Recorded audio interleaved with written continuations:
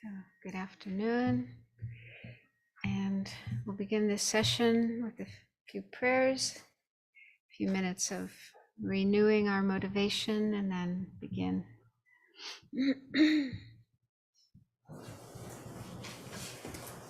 I take refuge until I have awakened in the Buddha, the Dharma, and the Sangha.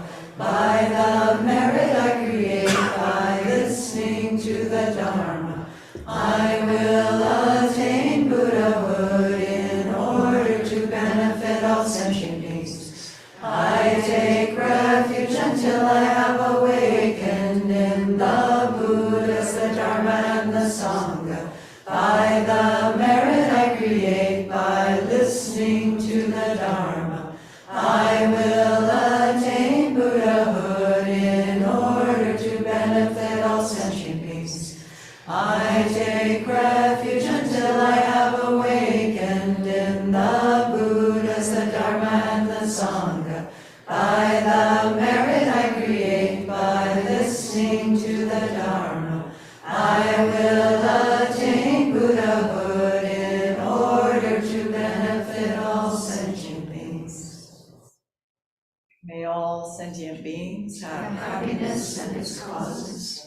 May all sentient beings be free of suffering and its causes. May all sentient beings not be separated from sorrowless bliss. May all sentient beings abide in equanimity, free of bias, attachment, and anger.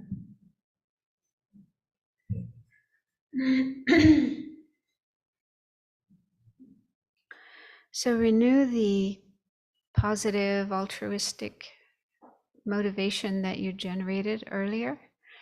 Use whatever thoughts, whatever words work for you and help you feel sincerely the wish to benefit others, and make that your reason, your motivation for being here.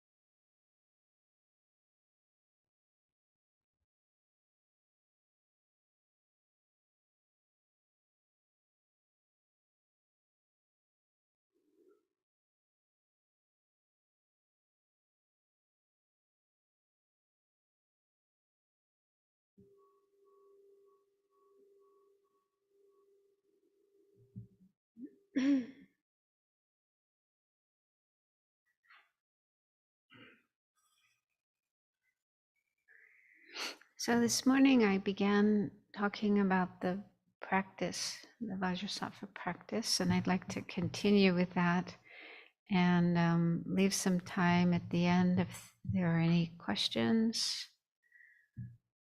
That's okay.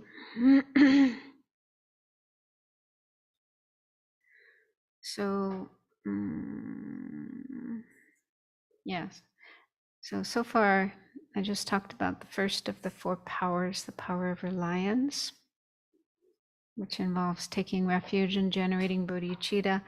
And again, you can make alterations to that according to what works for you. If you feel more devotion, more respect for other figures besides the Buddhist ones, the Buddhist 3 jewels, then you can bring them to mind and then take refuge. In other religions, they don't use that term, taking refuge, but whatever is similar to that, feeling devotion, feeling the wish to follow, and so on. So you can alter the words and the images to make this power of reliance relevant for you. So then the second power is the power of regret. And this one is very important. I mean, they're all important, but this one is particularly important. This is where we bring to mind the things that we've done that we want to purify because we recognize that they were unwise, unskillful, harmful, even destructive to others, to ourselves, to both, and so on. So I think probably most people, if not everybody, has things that they've done in their life that they don't feel good about. And there was a time in the past when we didn't know about this practice of purification. Maybe some of you didn't know about it before yesterday, before coming here. And so it's interesting to look at what we did about those actions before we knew about purification. So in my case, I was raised in a Catholic family, and my father was quite religious, and he would take us kids to church on Saturday afternoon to do confession. Anyone else ever do that? So in the church, along the sides of the church, are these little kind of like closets. And there's small rooms with no windows, and there's usually 3 in a row. And then the priest will sit in the middle room, and then the people wanting to confess will go into one of the side rooms, and there's a place where you kneel down. And then there's a screen, like a wooden screen between the 2 rooms.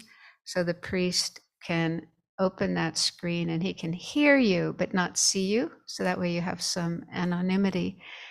And then you kneel down. There's a little thing to kneel on.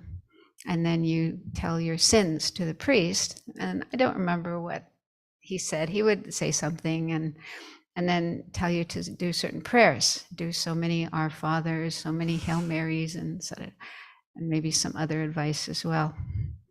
And then that's it. You leave, and then he opens the window on the other side, or not the screen, to do the other person on the other side. And so I think my father felt it was an important thing to do, and it is in the Catholic tradition, to do that before going to Mass on Sunday and receiving communion. So it's such a long time ago. I don't remember very clearly how I felt about all of that. Maybe I went along with it for a while, but I think when I got older, I started to feel, I don't really want to do this. And sometimes I did it just because my dad said, you have to do it. So I did it out of obligation, but I would just rattle off the same things every week, and I'm not sure if I even did the prayers that the priest said to do.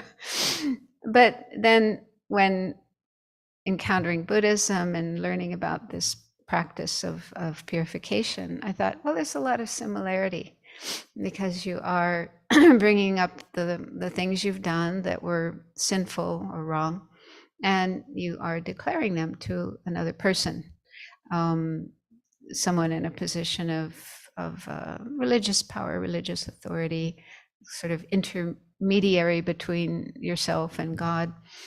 And and then there's I guess they call it penance, you know, the prayers you're supposed to do. Okay, that's like the power of remedy. So it's kind of like three of the powers at least. There's the power of reliance, relying on the priest, power of regret, confessing your sins, and then the power of remedy. And I suppose within that there should be ideally some sense of wanting to stop doing that, not, you know, do it again. So it's quite similar. But what I like the fact that in Buddhism, you don't need the priest. you can do this anywhere, anytime, directly to the three jewels. So it's much more empowering, rather than feeling you need that other person to be able to absolve you of your sins. And yeah, but then when I got older, I became much less religious, much more rebellious, and did more negative things, and I didn't confess them to anybody, partly out of shame and partly out of, the sense of rebelliousness. You know, I'd find reasons to justify my misbehavior because of them, you know, that they weren't doing what I liked, and they were doing bad things themselves, so I can do bad things too. So I'd find these justifications for unwise and unskillful things that I did. But then I didn't really feel good about it. So it was quite a relief coming to Buddhism and learning about karma, learning about purification, and having a remedy, a solution to this kind of situation. So I don't know what other people do. You know, a lot of people have no religious framework in their lives. I don't know what they do when they do something negative. Maybe sometimes they will apologize to the person that they harmed, sometimes not. I can imagine a lot of people just try to ignore, forget, sweep things under the carpet, pretend that didn't happen, hope it will just go away by itself. What do you think?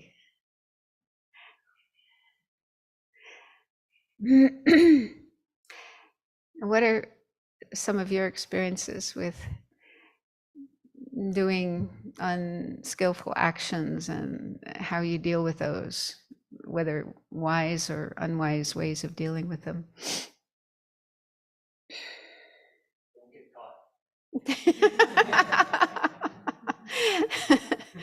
Yes, okay, that's one strategy. It doesn't always work though, unfortunately. Yeah. Sorry?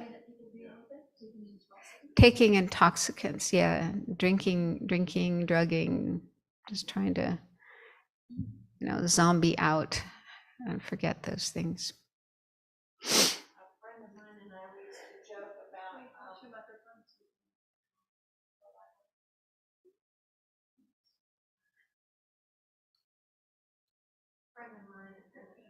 Press the button.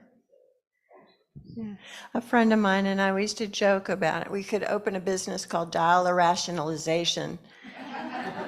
Anybody who had made, you know, done something stupid but really didn't want to have to deal with it, they could just call up and we would help them figure out how we could rationalize having done it.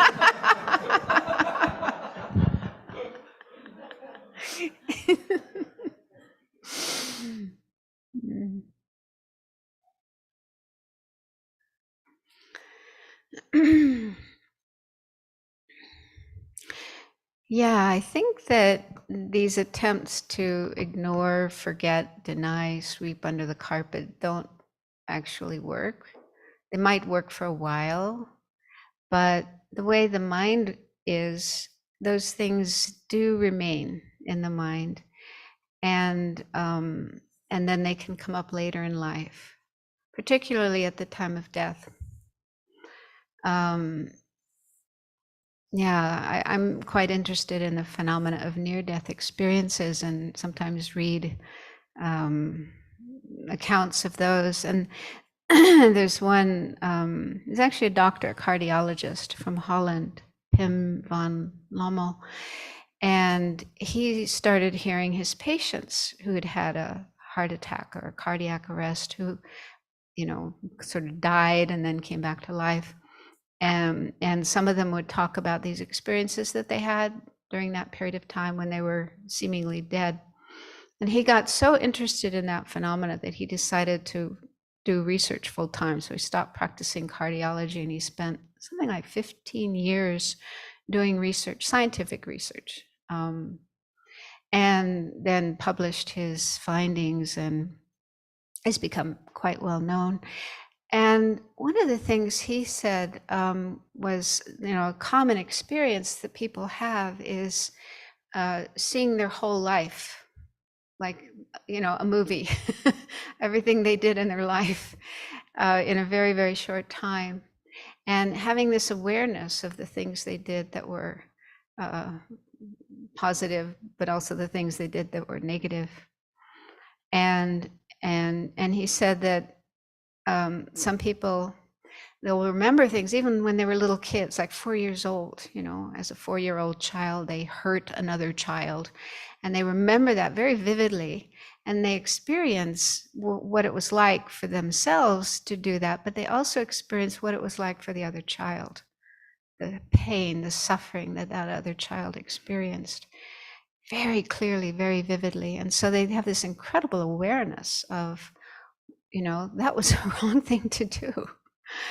And so he seems quite convinced that every experience we ever have leaves an imprint in our mind that will come up again at some point in time. And you've probably heard or read of other experiences like that. And this is what Buddhism says. The things that we do, the actions that we do leave imprints on our mind, and we may try to sweep them under the carpet, ignore them, but sooner or later they will come up again.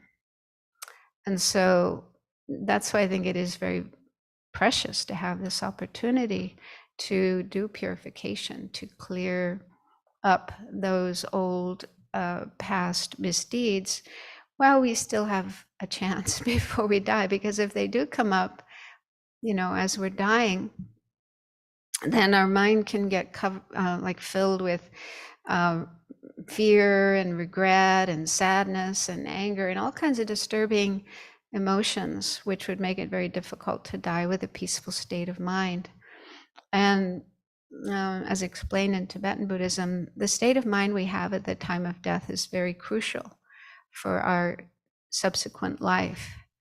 If we die with a positive state of mind, if we're able to have feelings of love and compassion and faith in the three jewels, faith in our teacher and so on, being able to do some kind of meditative practice or prayer at that time, then that's a very positive state of mind. And that state of mind will be the kind of conducive ground for one of our good karmic seeds to ripen. So we have all kinds of karmic seeds. Some are good, some are bad.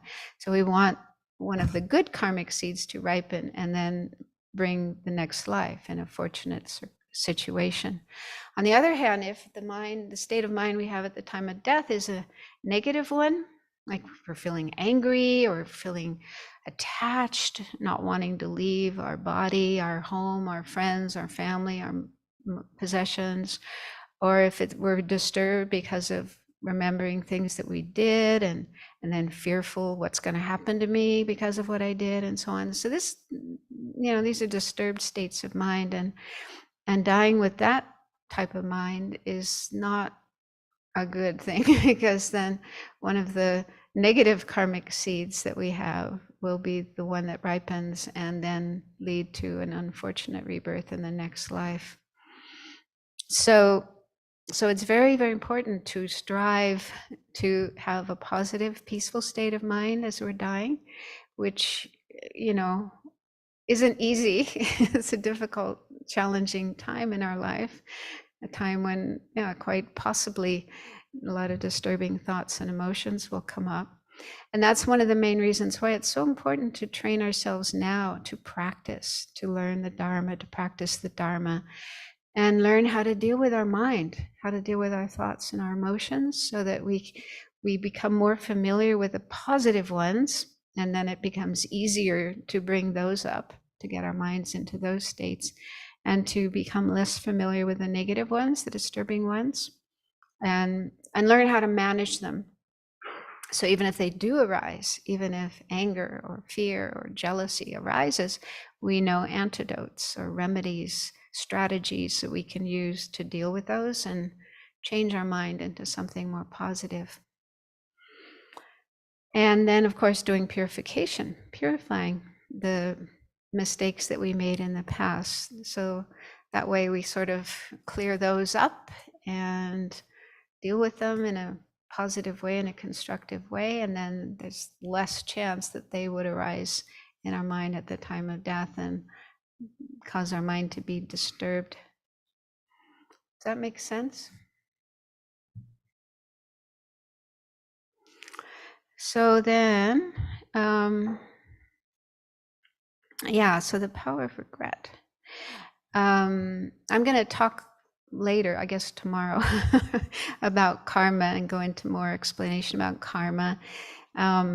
Probably most of you have learned about karma before, but some of you might be new, and it doesn't hurt to hear the same things again and again because it's so easy to forget and lose track of things. But when we do learn about karma, as explained in Buddhism, then we probably discover that, oh, there were things I did that I didn't realize were wrong. And now I find out, oh, they are, according to karma, those things are wrong. For example, killing. I think everybody knows it's wrong to kill another human being, but most societies don't think it's wrong to kill animals and insects, and even encouraged. It's even like the norm to go hunting and fishing and kill spiders that you find in your house and kill flies and rats and mice and so on. So most people in the world probably think that's fine to do, and it's even a good thing to do. Some of those creatures are harmful to us. And so we may have engaged in killing other creatures in the earlier part of our life, and then we come to Buddhism and discover, killing anything, any sentient being, any living being is negative karma.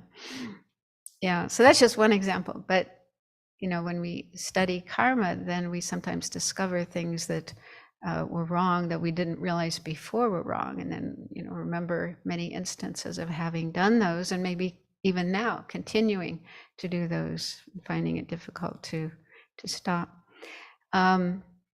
So karma kind of wakes us up to even more things that need to be purified, and that can be quite disturbing. I think probably everybody feels somewhat disturbed when they start learning about karma and discover things they did that were non-virtuous, negative karma. But we need to, so on the one hand, yes, we do need to be honest and acknowledge the things that we've done and feel regret for them. But on the other hand, we don't want to feel hopeless because according to Buddhism, there's no karma that is so bad that it cannot be purified. Karma is not like fate. It's not like something fixed, carved in stone, irreparable, unchangeable. Karma is impermanent. It's changeable, and it can be purified. It can be eliminated. Every karma, any karma that is created can be changed. And the base and the process of purifying and changing our karma is basically psychological. So in one of his teachings, Lama Yeshe said that it is our mind that creates negativities because it's our mind that motivates our actions. Yeah, we wouldn't kill if we didn't have the thought to kill. We wouldn't steal if we didn't have the thought, the intention to steal. So mainly karma is created by our mind, and it is our mind that transforms our karma, that transforms, the actions that we did by doing purification and creating positive energy. So it's mainly about the mind, changing the mind, bringing about changes in the mind.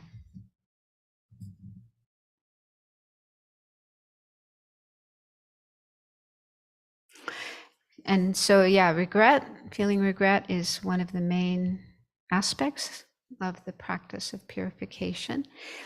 And as I was saying last night, it needs to be differentiated from guilt.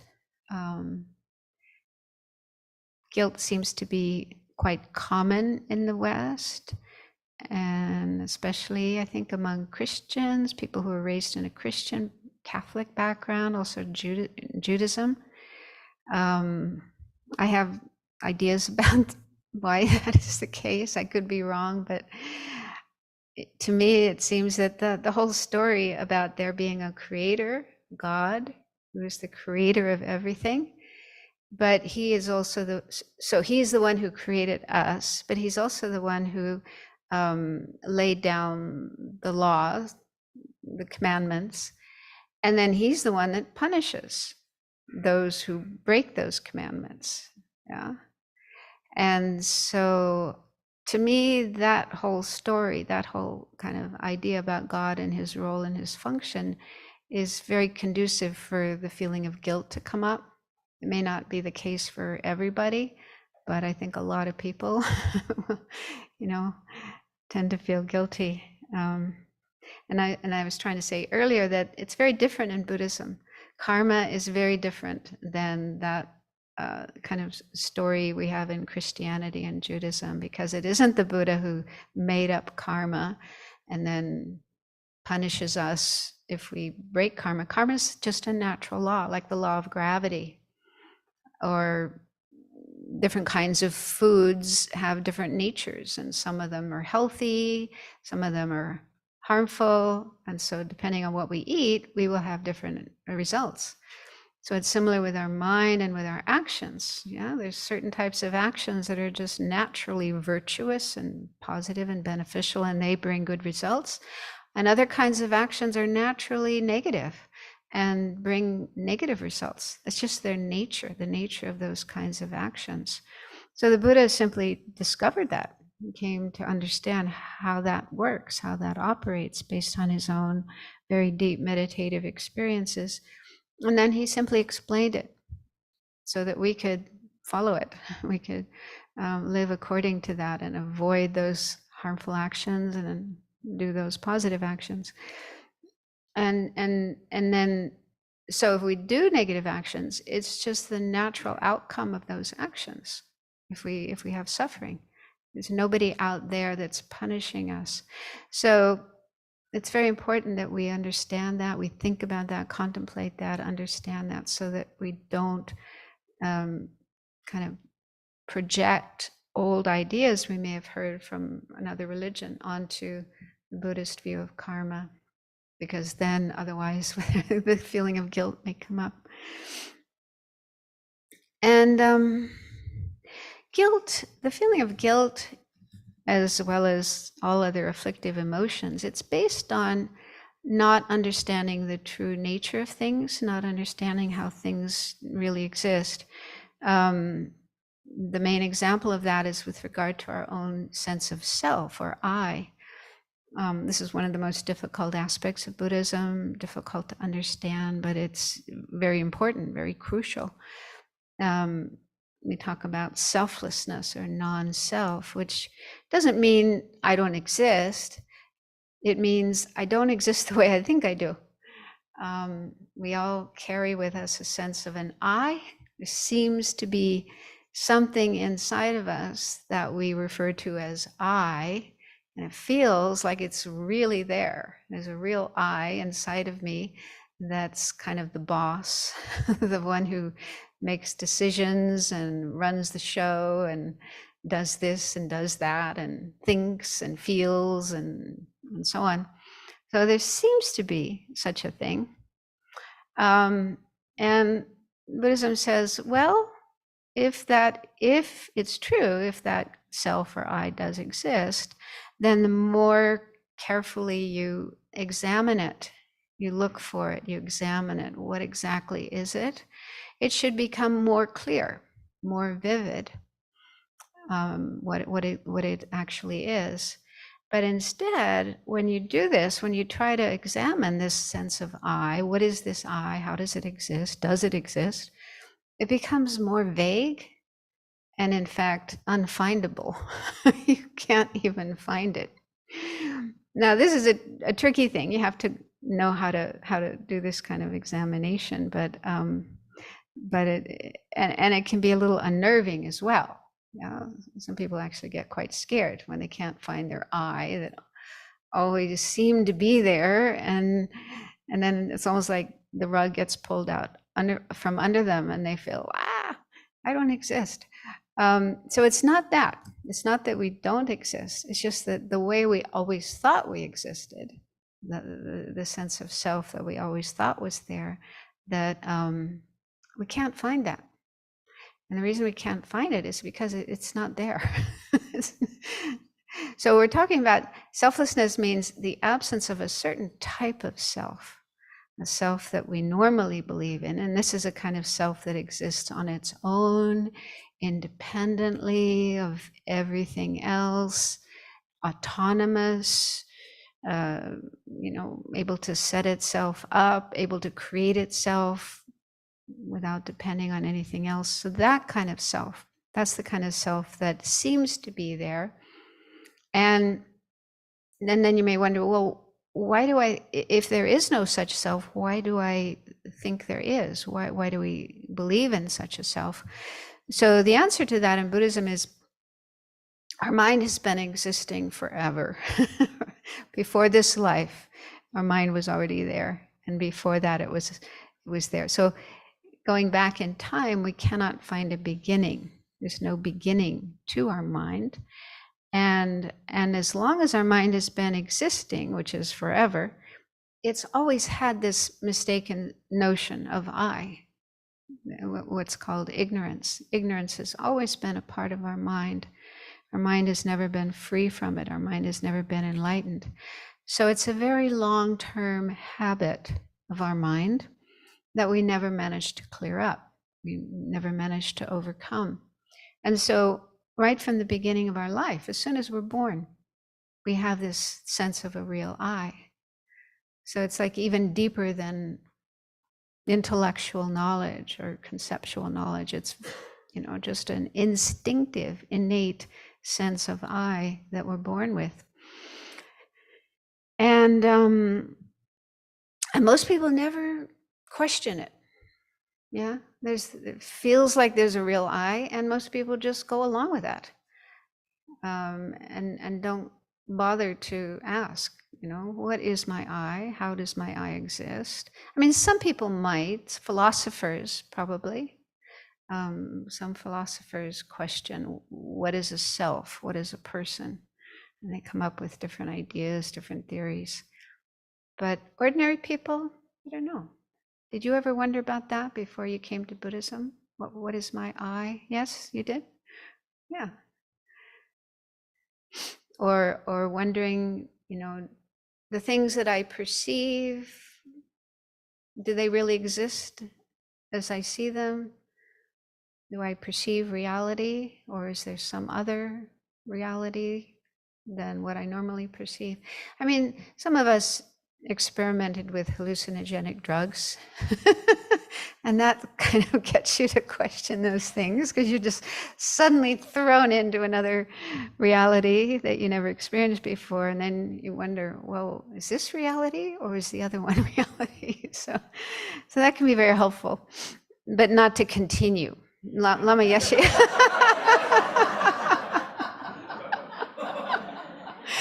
Lama Yeshe and Lama Zopa, in the early days, in the 60s and 70s, most of their students were hippies and very much into drugs of various types.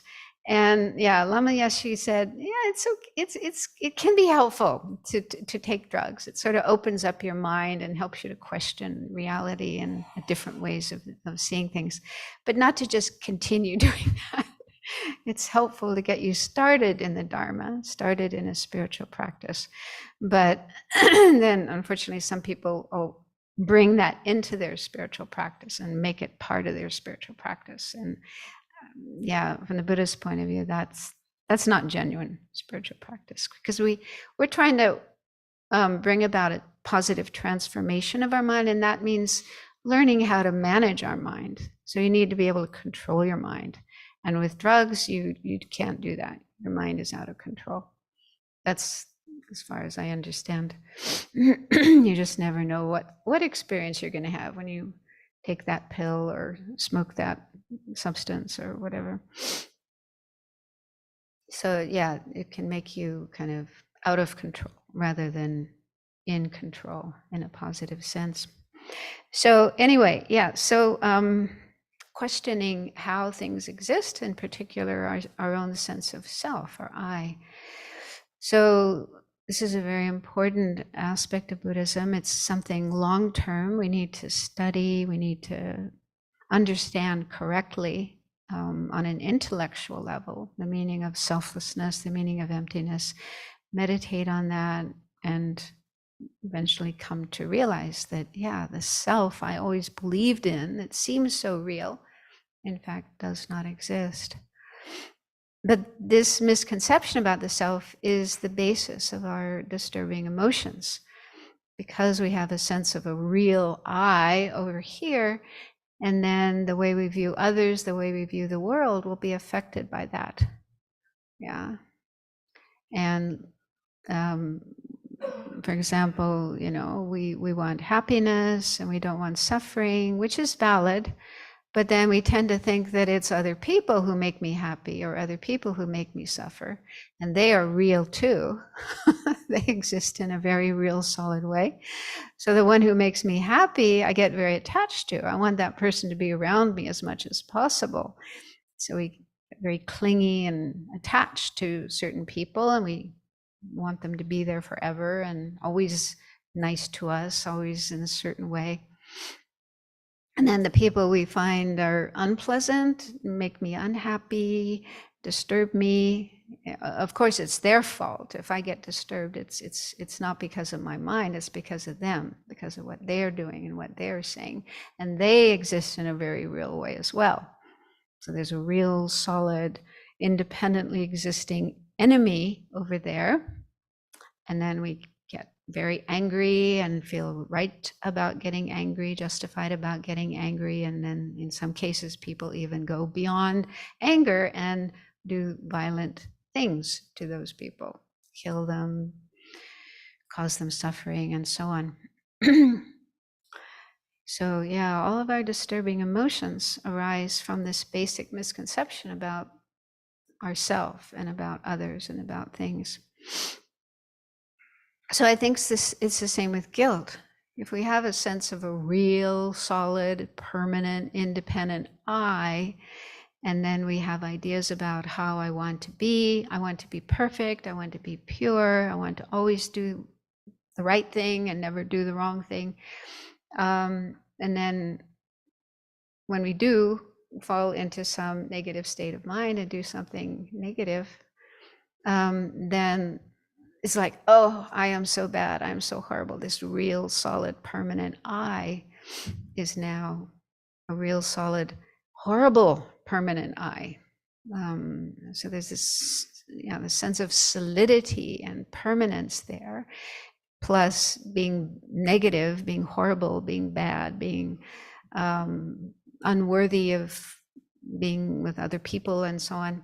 So all these kind of misconceptions about ourselves because of mistakes that we made, harmful things that we did, almost like we can never be forgiven, we can never change.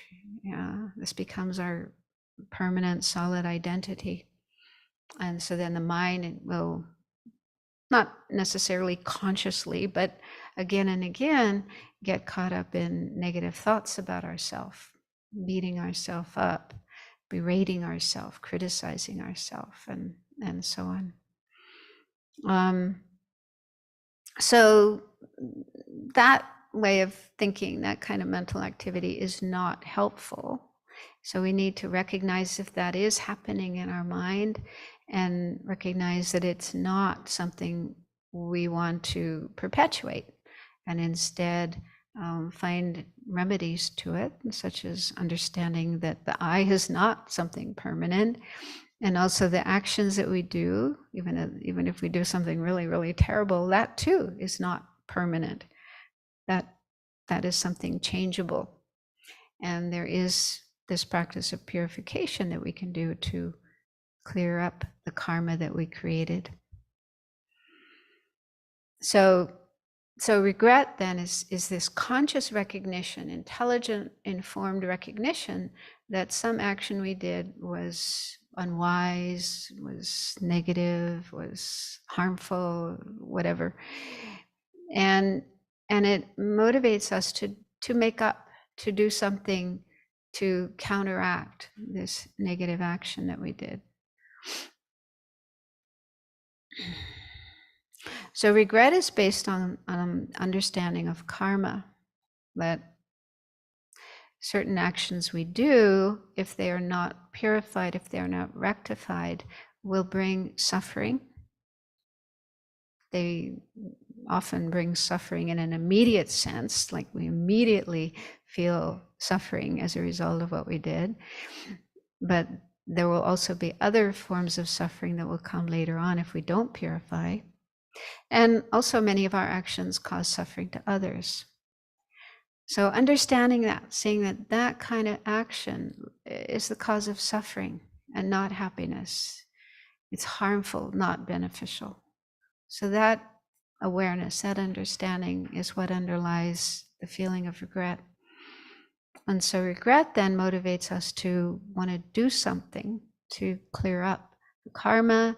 And if we harmed somebody, to apologize to that person, maybe do something kind, helpful to balance out the harmful thing that we did, and so on.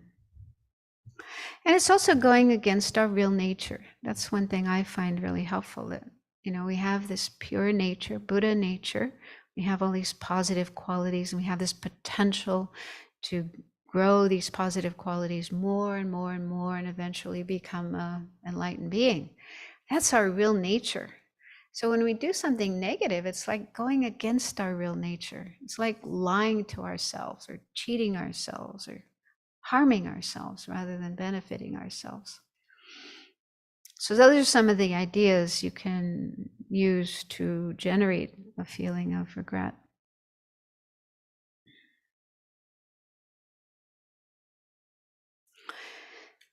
So here in the Vajrasattva practice, it says you should think about actions that you've done with the body, with the speech, with the mind, that you recognize as harmful. And partly this can depend on karma, your understanding of karma, but also just on the feeling you have. Even if something isn't mentioned in the teachings on karma, but you can still recognize that was an unwise thing to do. That was a harmful thing to do. I regret that. I'm sorry I did that. And so you bring those to mind, and then you generate a feeling of regret for having done them. Have the wish to be free of the suffering that would arise if you don't purify them. And we can also purify things that we don't remember. Yeah, like when I find the older I get, the less I remember my childhood. When I first started learning Buddhism, I was still pretty young. I was in my early 20s, so I had better memory of my childhood and things I did as a kid. But the older I get, the more difficult it is to remember that. So even if you can't remember exactly what you did, you can still think in a general way. Yeah, I probably did that, and I probably did that, and so on and so forth. And then just, think of all the things I did that were wrong, but I can't remember. I want to purify those as well. So you can include those in your feeling of regret. And also past lives. If you're able to accept that we have past lives before this one, in our past lives, we probably did negative actions as well. In fact, the Tibetan Lamas say there's nothing we haven't done. So that's sometimes hard to accept. But it took me a long time to accept that I've done certain horrible, horrendous things that other people do, and I would think, I would never do something like that. Well, maybe in this life I haven't, but I can accept that, yeah, in past lives I probably did. Because the more I look at my mind, the more I can recognize these tendencies like that. If I weren't able to control myself, or if I was in certain circumstances, yeah, I could do that too.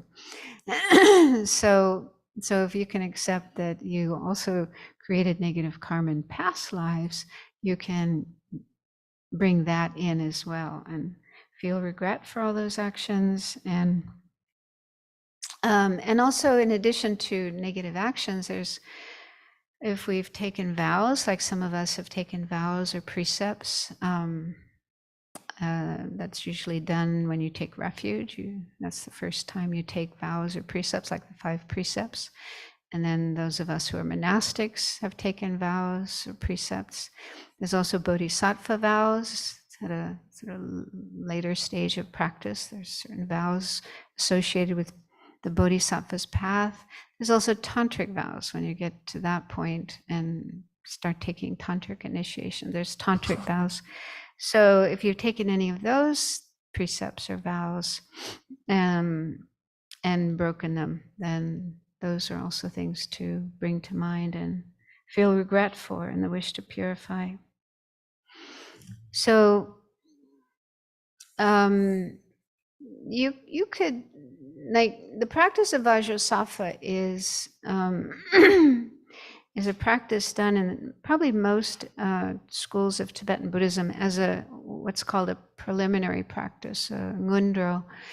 And so there's a set of practices that one normally does 100,000 times prior to going on and learning and practicing more advanced practices.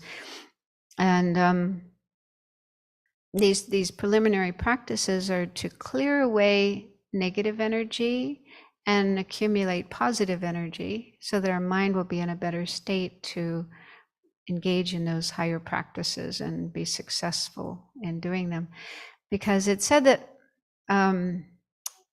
like when we try to meditate and we find it difficult to meditate for various reasons, for some people it's hard to just sit still.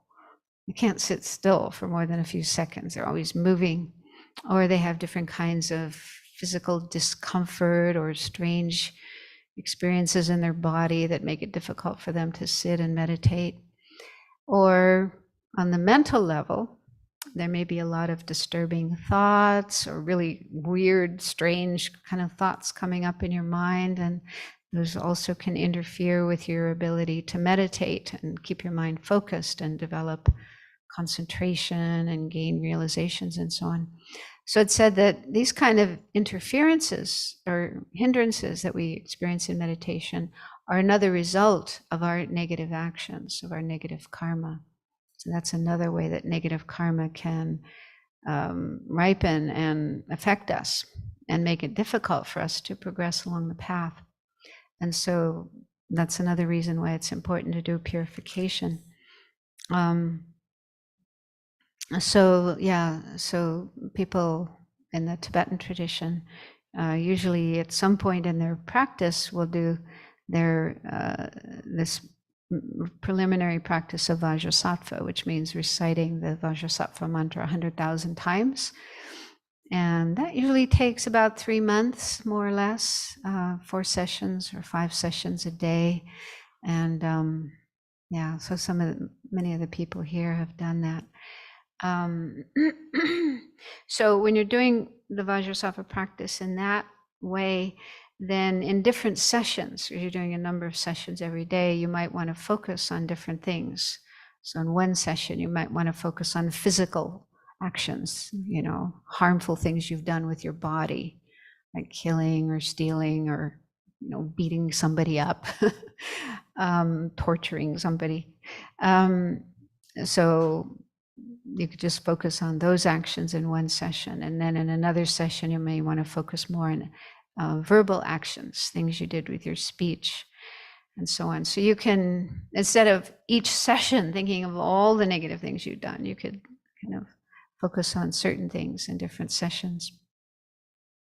And you could do that here as well, because you are doing a number of sessions each day of the practice. So you could decide to focus on certain things in each session. Okay, so after bringing to mind the things that we want to purify, then you focus on Vajrasattva, who's in the space above your head, and think of Vajrasattva as the embodiment of all the enlightened qualities, all the qualities of enlightened beings like compassion, wisdom, love, generosity, ethics, and so on. So all these excellent qualities. And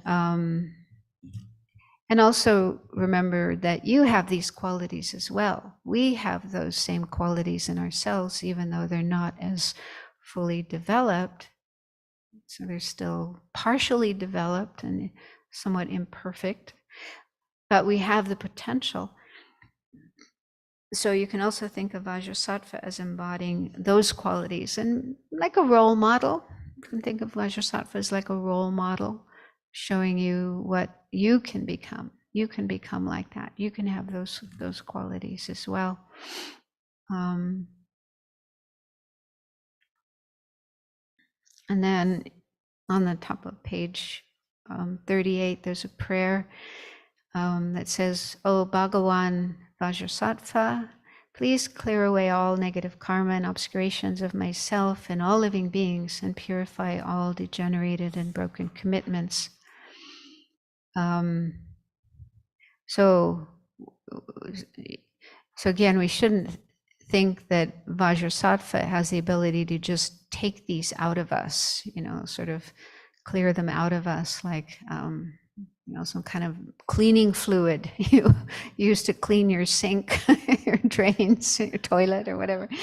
So it's not that Vajrasattva is able to do that, but it's through our practice, of taking refuge in Vajrasattva as the embodiment of all objects of refuge, feeling regret for the negative things that we've done, wanting to purify those.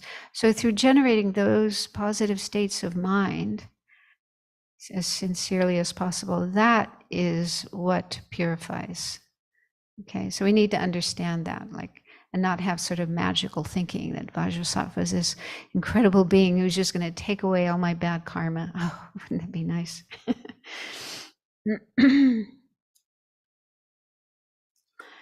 Okay, so then next is the remedy, power of remedial action. So in general, this power involves doing something positive, something virtuous, something that creates good karma, positive energy, which counteracts the negative energy that we have created through our non-virtuous actions. And it's said in general, any positive action can be used for this power of the remedy. And but there are certain recommended actions. There's a list of 6 recommended remedies in the scriptures. So one is reciting the names of Buddhas, reciting Buddha's names. So for example, in the practice of the 35 Buddhas, this is what you do. Recite the names of those 35 Buddhas. The second recommended remedy is reciting mantras. So mantras are also a method that creates this positive energy to counteract the negative energy that we've done. So actually any mantra can be used. It doesn't have to be Vajrasattva. It could be Om Mani Padme Hum. It could be Tara's mantra. So as long as it's a mantra, it's within the Buddhist tradition. I wouldn't say any mantra in the world. There might be mantras from, maybe people who do black magic have certain mantras that they use to do that. So maybe those mantras aren't effective, but mantras from the Buddhist scriptures are ways of creating merit. And And then the third way is reciting scriptures. So that can include like Heart Sutra. That's one of the shortest sutras, but there's many, many other sutras as well. So the sutras of the Buddha, reciting those. Probably also other scriptures like the works of Nagarjuna, Chandrakirti, Shantideva, and so on. Works by Buddhist masters that are explaining the path to liberation and enlightenment. And then the fourth is making images of enlightened beings. So there's a practice in the Tibetan tradition of making what are called tsatsas. They can be made from clay. I think in Tibet they used clay. Nowadays we use, what do we use? You can use plaster, but it's kind of fragile. There's other materials that are more hardy, more strong. But I don't know if we have any in here, but you've probably seen them. They usually have a flat back and then the front. Yeah, there's one there. This is Guru Rinpoche, Padmasambhava. Yeah, so you have a mold, and then you pour the material into the mold and let it dry and harden, then remove it, and then it's nice to paint it. Venerable Pema's painting many tsatsas, right? Of Tara and Chenrezig, Forum Chenrezig, yeah. Yeah, a number of people are painting tsatsas here that will go into the Buddha Hall. Yeah, so making images of the Buddha. So they could be tsatsas, they could also be statues or paintings if you have that kind of skill. Or you could commission somebody who has that skill to make a painting or a statue. So that's another of the virtuous things we can do. And number 5 is meditating on emptiness. So to be able to do that, you have to know how. You have to have some understanding of emptiness and how to meditate on it. But that's said to be the most powerful way to purify, because emptiness is the antidote to ignorance about the way things exist, which is at the root of all our problems. Our sense of self, and our anger, our attachment, our jealousy, our pride, all of our disturbing emotions, they're all rooted in misconception about the way things exist. I, others, things in the world around, and so on. So meditating on emptiness counteracts this basic misconception, this basic ignorance. And so that's the most powerful antidote. And then number 6 is making offerings to Buddhas or to stupas. So this is something we usually do every day. We put offerings on the altar. You can do this in your own home as well. You can have even a little altar, and then put water offerings, flowers, candles, incense, nice foods, and so on. So those are the 6 practices that are recommended as remedies, ways of creating positive energy or merit that counteracts the negative energy that we've created. But you can also do other things, for example, meditating on love and compassion before immeasurable thoughts, doing charity work or volunteer work, going to a food bank and helping distribute food and so on. So anything that's positive, virtuous, beneficial, constructive can be used as the power of remedial action. Liberating animals.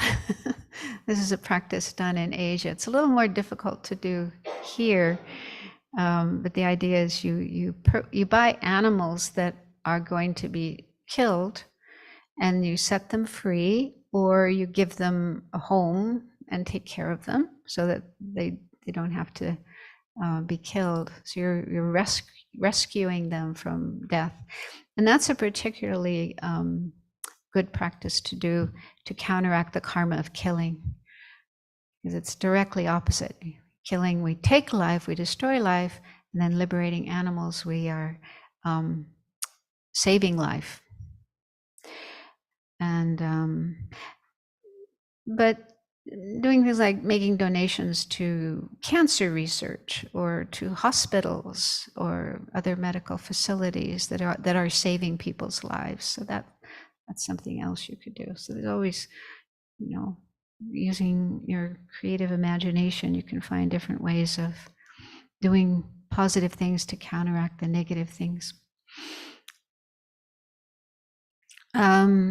So this practice of Vajrasattva then is just one of many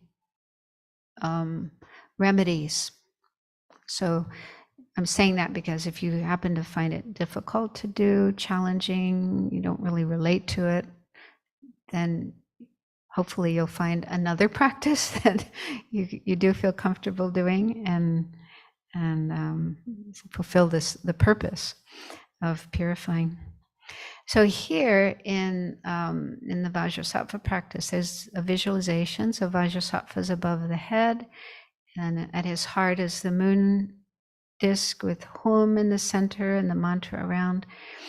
And then you visualize light going out from the Hum and connecting with all the Buddhas, all the enlightened beings. We say there are many Buddhas, not just one Buddha, but many Buddhas throughout the universe. So going to all the Buddhas, requesting their inspiration, and then they send light, white rays of light and nectar, those represent the qualities, the knowledge of their body, speech, and mind. So all the qualities of all the Buddhas are coming in the form of light and nectar and absorbing into the Hum and the mantra at Vajrasattva's heart. And then his entire body becomes filled with this light and nectar, and this enhances the magnificence of his appearance. He appears even more brilliant and radiant and beautiful and blissful, and also increases the power of the mantra. And then while reciting the mantra, you imagine the light and nectar flowing from all the letters at his heart. And again, don't worry if you can't actually visualize these letters. It's enough just to think they're there, and that the light and nectar is flowing from them.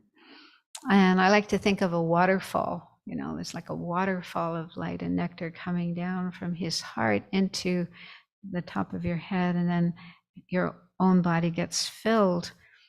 And I think it's nice to think that the light and nectar goes to every part of the body, down to the tiniest cell and atom and tiny particle. So your entire body becomes filled with this light and nectar.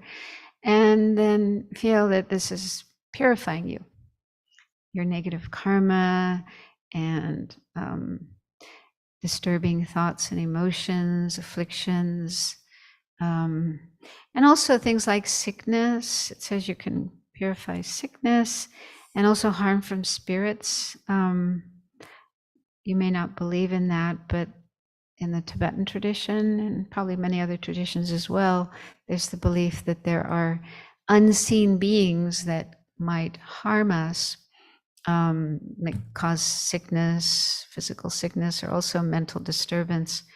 So whether you believe in that or not, I don't know, but you can still imagine that is getting purified. But again, that's related to our karma. If there's a spirit that wants to harm us, it's most probably because in a previous life we did something harmful to that being, and so there's like a karmic debt, and it's like that being is coming back to collect the debt.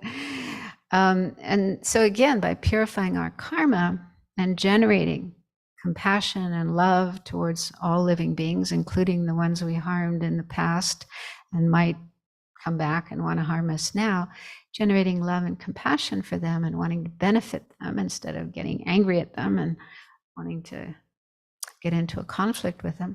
So that those states of mind, those mental activities will purify that karma. when I lived in Singapore, I lived for 11 years in Singapore, and there's a lot of belief there in spirits and all kinds of things. So people, when lamas would come and teach, they were always asking questions about spirits and, can this spirit harm me? And how can I get spirit to stop harming me? And so on. So I got quite familiar with that. But yeah, but it also happens here. In fact, I met one Brazilian lama. He's originally from Brazil and became a Tibetan monk and a kind of lama. And he has some ability to help people who are bothered by spirits. And when I met him, he said he's busy all the time. He's got lots of business. So, okay, so yeah, even in this country, even this culture, there are people who have that kind of experience and have that kind of need of help. But we can also do this on our own by purifying our karma and purifying our mind, our attitudes. Then we can free ourselves from these kind of problems in case they're happening. So then you recite the mantra. And yeah, I was going to read something about mantras, because this is another area that some Western people have difficulty with. Like, what does it mean? I'm just reciting all these syllables I don't understand. How is this going to do any good? So there's a book that just came out this year or last year called The Power of Mantra by Lama Zopa Rinpoche. So it talks about mantras in general, and then also specific mantras, including Vajrasattva, Tara, and so on, and talking about their benefits. And so I'll just read a little bit.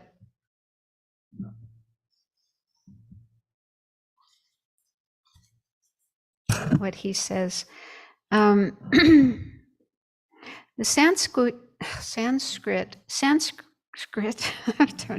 Sanskrit word mantra, which is nga in Tibetan, has two syllables. Man, which means mind, and tra, which means protect. So a mantra is something that protects our mind. The benefits of mantra recitation are vast. And then he says there's many stories about people who've been able to cure diseases by reciting mantras, having a peaceful death and a good rebirth through mantras. But the supreme benefit of a mantra is its ability to transform our mind.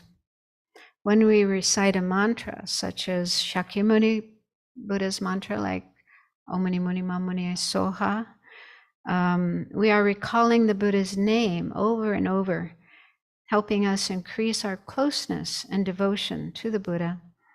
And devotion is our real protection from suffering. So again, it's this mental attitude we have of respect, devotion, seeing the good qualities of that being, wanting to emulate them.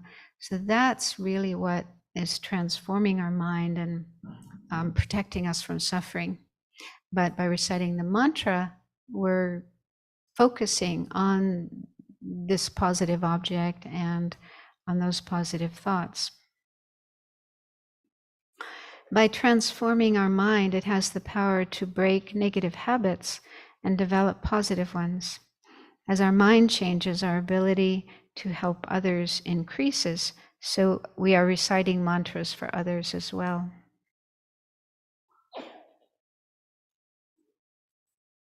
And then he talks about how reciting a mantra is also linking us to the omniscient mind, the wisdom and compassion of the Buddha and of all enlightened beings. So mantras are usually in Sanskrit, and my understanding is Sanskrit is considered a sacred language, and just the sounds of Sanskrit, like the mantra, the sounds of the mantra itself have some kind of power or energy that brings about a transformation. So reciting those syllables has an effect on us, whether we're aware of it or not.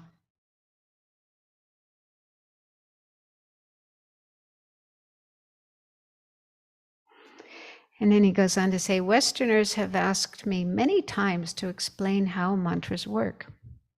This is a question that comes from the Western mind. It is not, it's not asked in Asia, certainly not among the Tibetans, because they have faith. And then he says, where there is water, what water does, what does water do? It makes things wet. That is the nature. The nature of water is to make things wet. Fire has its own nature. Its nature is to burn. Everything has its own nature. Mantras, too, have their own nature. Their nature is to transform the mind. So it's just the nature of the mantra to bring about this positive transformation. And that's difficult because, water, we can see water, we can touch water. It's something perceivable, measurable with instruments, and the same with fire. So physical things, we can perceive their nature and their effects, what they do. Mantra is sound, so we can hear mantras and maybe feel some vibration in our body when we're reciting the mantras. But to see the effect of the mantra is more subtle.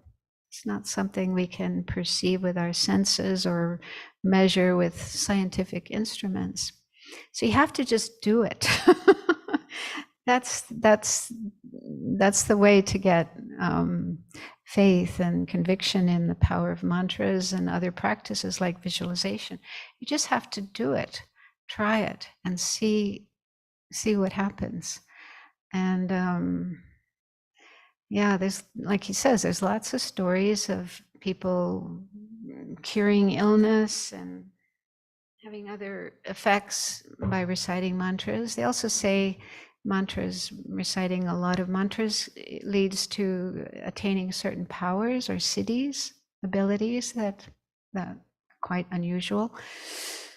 But if you just sit there and think, well, how do I know this is true? I want proof. Show me the proof. It's very difficult. Yeah. So you have to kind of just jump in the water and try it out.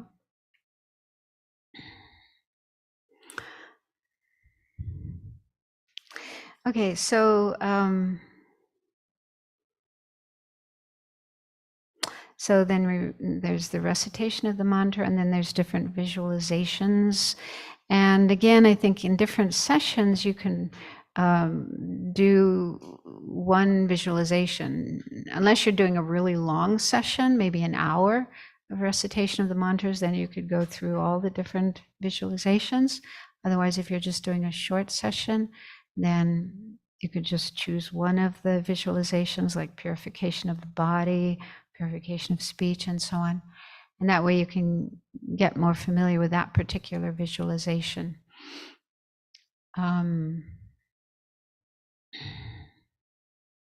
But basically, you imagine the light and nectar flowing from Vajrasattva's heart and then clearing out the negative energy, and feel that that's going out of you in different ways. I really like the first visualization, so going out, and it doesn't mention it here, but some teachings also say you can imagine, you may not like this one, but I do, the ground is opening up below you, and there's this kind of monster, like in the Wheel of Life, that monster that's holding the Wheel of Life. It's called Yama. So he's kind of really fierce looking.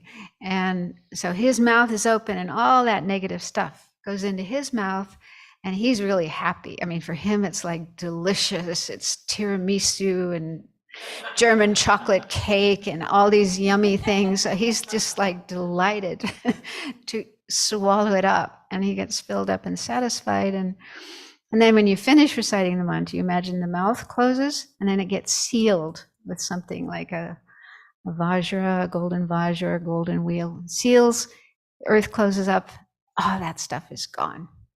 And they actually say doing that visualization can help prolong our life. Have you heard that, Keshila? That if you do that visualization of yama swallowing up the negativities, that can prolong our life. Okay, I thought I heard that. Anyone else heard that?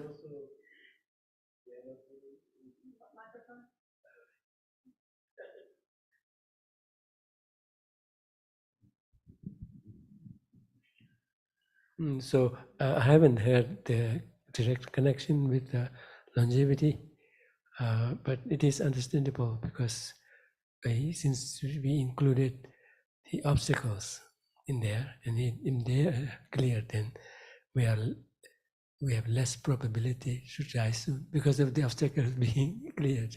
So particularly the hindering obstacles.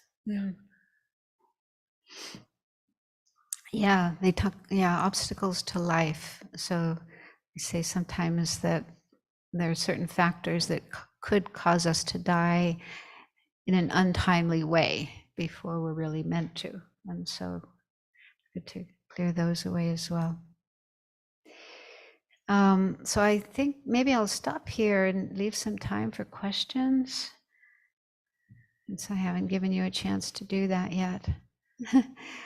Okay, Angela.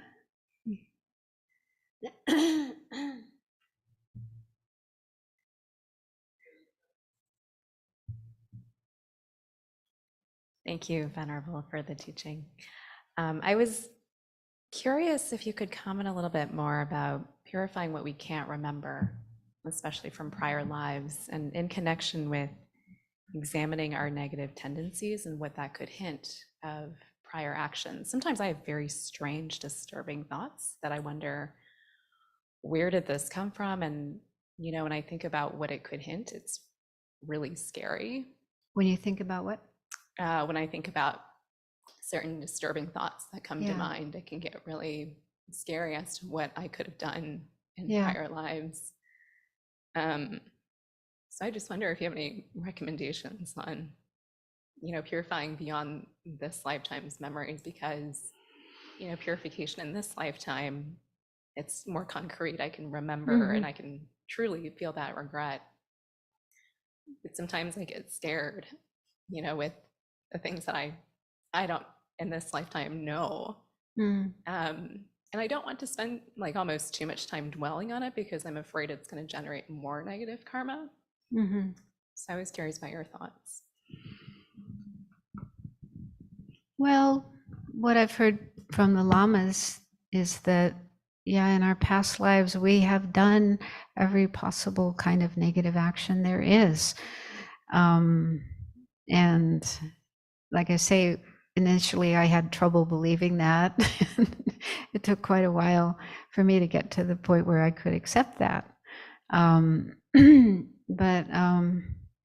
if you do have that understanding and that acceptance, again, it may take time to accept that. I don't think it's appropriate to feel horrible about it, just as it isn't appropriate to feel horrible about things we did in this lifetime. Understand that if we did bad things in this life or in past lives, it's because of ignorance, not understanding the true nature of things, but also ignorance of karma. There's also ignorance of karma, which a lot of people have. They just simply don't know that that particular action is the cause of suffering. Like these hunters in this area, they're delighted to go out with their guns and their bows and arrows and kill deer, and they're probably happy to bring home a deer for dinner. And they have no clue that they're creating negative karma. It's really, really sad. And so this is the case with many, many people, many beings. They're just acting on their instincts or what they've learned or what they feel like doing, and just not aware that they're actually creating suffering for themselves, and in many cases creating suffering for others as well. And so we are like that as well. In the earlier part of this life, before we learned about karma, and then certainly in past lives, our mind was just overwhelmed by ignorance and other afflictions, anger, attachment, and so on. And we didn't choose to be this way. We shouldn't blame ourselves and think, oh, I'm so horrible because I'm ignorant. But it's just the way our mind has always been, because we never managed to clear it up. We never managed to free ourselves from these afflictions. So it doesn't do good to, feel bad and blame oneself. Just understand how the mind works, how the afflictions work, and how they've just been there forever. But yeah, don't dwell too much on that. Don't keep, thinking about it, and focus more on the positive aspect. The fact that in this life, we're really fortunate to be a human being. This is a rare kind of life form compared to all the other life forms just in this world, much less the universe. So having a human life within human intelligence that's able to understand karma and able to understand bodhicitta and emptiness, and that we've met the teachings. We've somehow made that connection with the Buddha's teachings, and it touched us, and we wanted to learn and follow it and practice it. This is just such an incredible opportunity, so fortunate. So focus on that, and also that now you have the chance to purify that karma and stop doing it. So focus more on the positive side and not so much on the negative. And also don't feel you're alone. Everybody's the same. If we could all remember our past lives, we've all done horrible, horrible things. So don't single yourself out and think, everybody else is pure. I'm the only one who's done these awful things. We've all done them. And in a way, maybe it's kind of amazing that we're born as a human being in this lifetime, because we could have been born somewhere else as a result of the negative actions that we did. And so then focus on, okay, I have this precious life, this precious opportunity, and I really want to make good use of it. And try as much as we can to practice in this life, clear up the bad karma, create good karma, and so on. So focus more on those positive things, but still feel regret. When you're doing purification, generate a sense of regret for those things. And also what I find helpful, because there's been times when my mind has been very much disturbed by very ugly, horrible, negative thoughts. I want these to go away, leave me alone. But what I find helpful is to think about other people whose minds are also have those kind of thoughts, and they don't know what to do except to follow them. And that's why they end up in prison. One time I was particularly, experiencing a lot of very negative, angry, hateful thoughts. It was awful. And it was just around the time when there was this war in Rwanda between the Tutsis and the Hutus, is it? Yeah, and they were just slaughtering each other with machetes and knives, and it was just horrible. And so I looked at my mind and I said, I can understand where they're coming from. Because, if you didn't know how to deal with your mind, if you had this hatred in your mind and you didn't know how to deal with it, I could easily see how, you could go out and kill people. So thinking that actually helped me to be more understanding, more empathetic, more compassionate towards people like that, instead of, how could they do such a thing? Okay, I understand how that could happen. It's like the mind is just so powerful. It can be so powerfully negative, but it can also be so powerfully positive and amazing and wonderful. So both potentials are there. So which one do we want to put our energy into? Like that story from the Native American tradition. That's a beautiful story. The grandfather talking to the grandchild and saying, everybody has two wolves inside of them. The good wolf, who's all the good qualities, and the negative wolf, all the negative qualities, and they're fighting. And And then the little boy says, "Oh, which wolf is going to win?" And the grandfather says, "The one you feed." So it's like, yeah, we have within our mind these two sides, a very negative one and a very positive one. So which one are we going to feed? So we have the answer in Buddhism, how to feed the positive wolf, the good wolf, the one that's all the positive qualities. We have all these methods for how to feed that wolf and how to not feed the other one, how to, get rid of the other one so that only the positive qualities are left and the negative ones are gone. And it takes time and effort, but it pays off, and you can start seeing the results of that, if you just keep practicing. Does that help? Dan?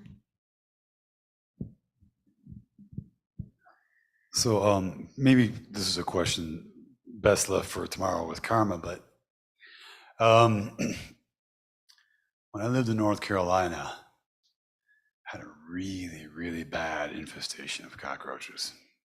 I mean, it was terrible. Like inside my microwave, the smells, it was terrible. And then more recently, one of the tenants at the apartments that I manage, bed bugs. So I didn't kill any of the bed bugs, but I did put traps out for the cockroaches.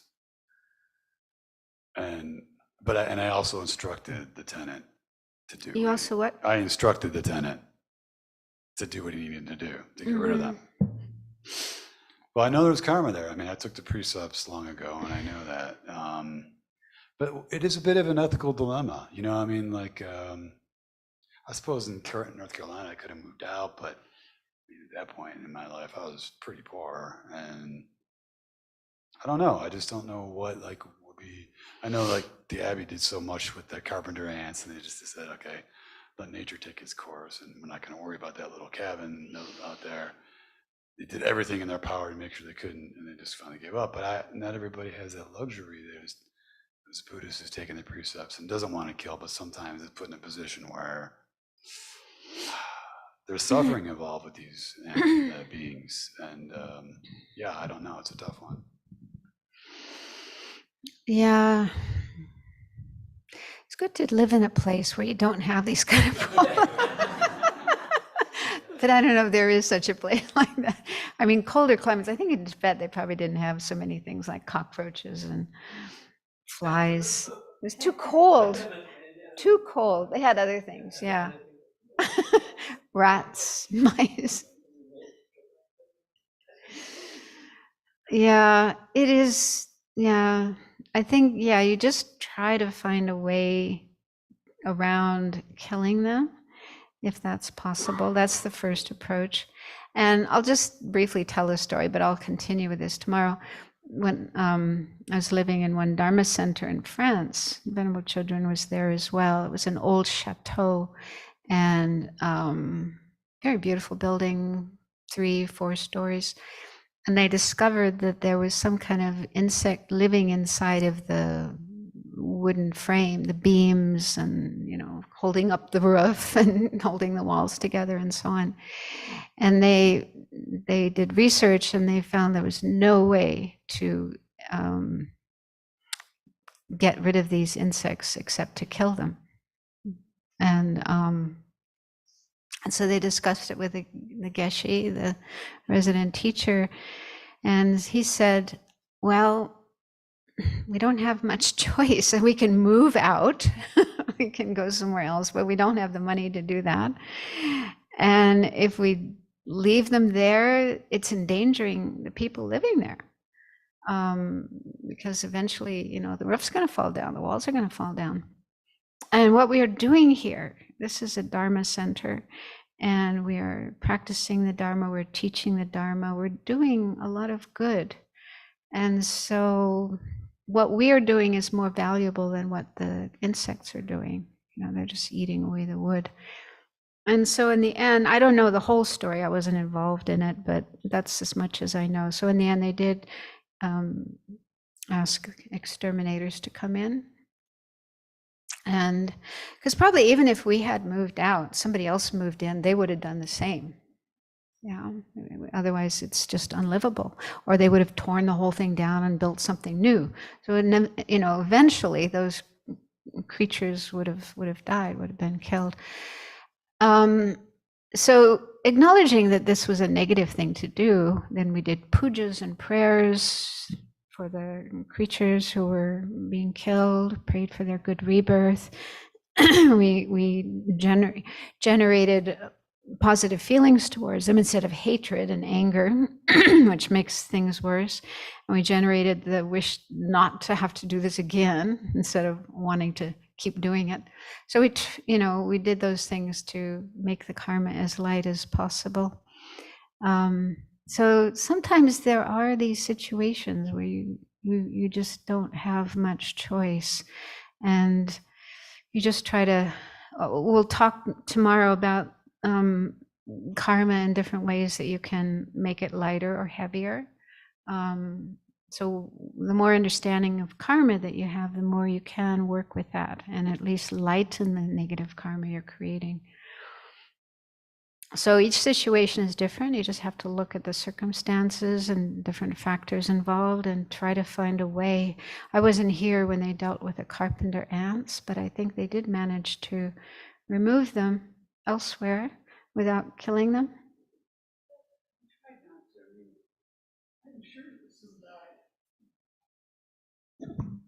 It's hard. I have a feeling some died, but I don't know that many did. But yeah, we just took them outside as far as we could. And we actually, then we removed all of the habitat. We took we took tons and tons of old creosoted wood that they used for landscaping that had all rotted after 25 years, and we got rid of the habitat as much as we could. So that we tried to, and we consulted a specialist, the person who specialized in this, to help us. I did try. I threw my microwave away and actually was taking some garbage outside. Wow. Too well. Can I add a couple things? Around that time is when Dagmo Kushala came to visit, and she suggested that people at the Abbey start doing a practice called Sur. It's a Chenrezig practice, and it's particularly for spirits and insects and problems like this, I think. And so we continue to do that practice weekly to help feed those spirits and creatures and beings, and try to placate them. Also, just a story, when I lived at Chenrezig Institute, there was one nun who, we had cockroaches too, and every night she would scoop up the cockroaches into a bucket with her soft brush and take them around the stupas and release them down the road, and the next night there'd be even more cockroaches. And then she left the institute and the cockroaches went away.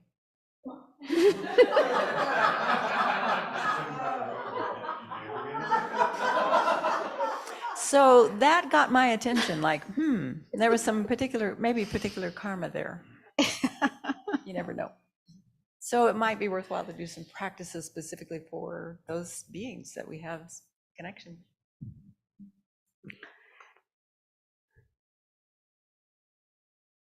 I want to share something about cockroaches.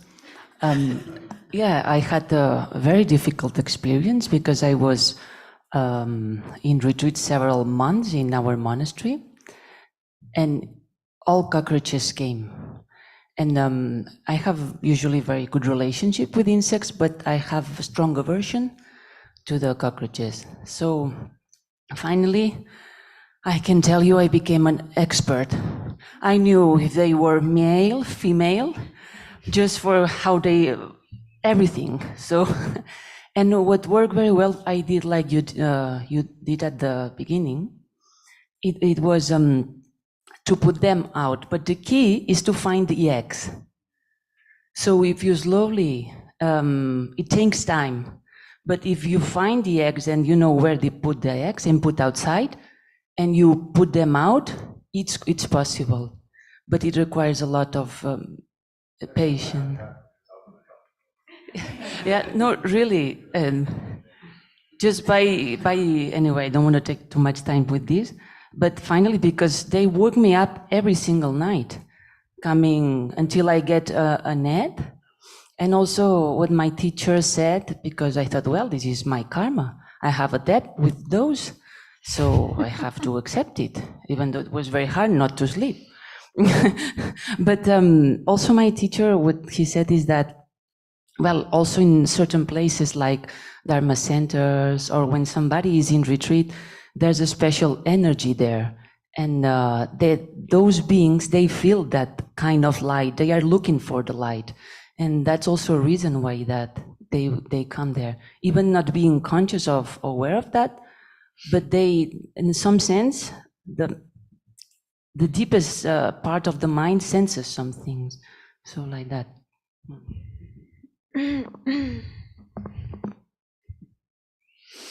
Okay, so we'll have to end there and continue tomorrow. So any questions you have that you didn't get a chance to ask her today, we'll take care of them tomorrow, and we'll look more at details of karma.